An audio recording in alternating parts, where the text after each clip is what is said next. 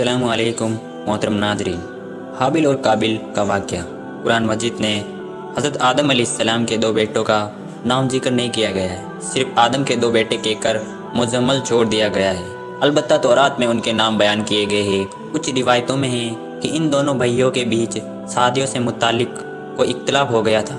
इस मामले को ख़त्म करने के लिए हज़रत आदम अलैहिस्सलाम ने अपनी अपनी कुर्बानी अल्लाह के हजूर पेश करने के लिए कहा। जिसकी कुर्बानी मंजूर हो जाए वह अपने इरादे को पूरे कर लेने का हकदार था।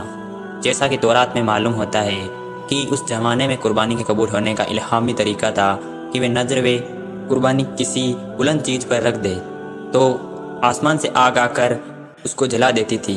इस कानून के मुताबिक हाबिल ने अपने रेवड़ में एक बेहतरीन दुम्बा अल्लाह को नज़र किया। काबिल ने अपनी खेती के गले में रद्दी किस्म का गला कुर्बानी के लिए पेश किया।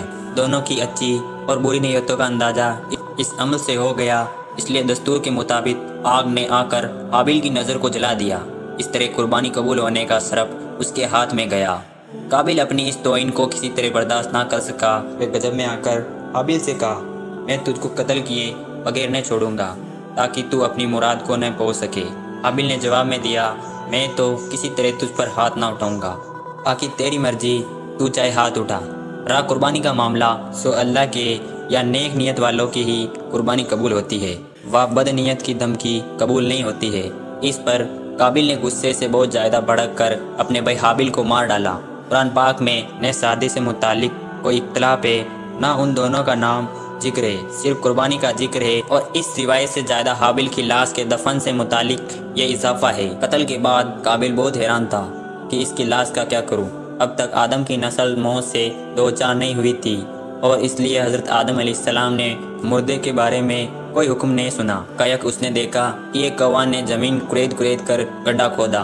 काबिल इसे देखकर चेता कि मुझे भी अपने भाई को इसी तरह गड्ढा खोदना चाहिए। और कुछ रिवायतों में है कौवे ने दूसरे मुर्दे कौवे को उस गड्ढे में छिपा दिया।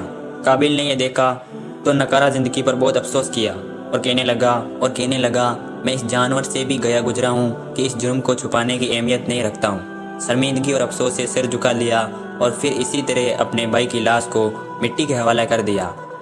अल्लाह के रसूल सल्लल्लाहु अलैहि वसल्लम ने फरमाया कि दुनिया में जब भी कोई कत्ल होता है तो सबसे पहले उसका गुनाह हज़रत आदम अलैहिस्सलाम के पहले बेटे काबिल की गर्दन पर जरूर होता है।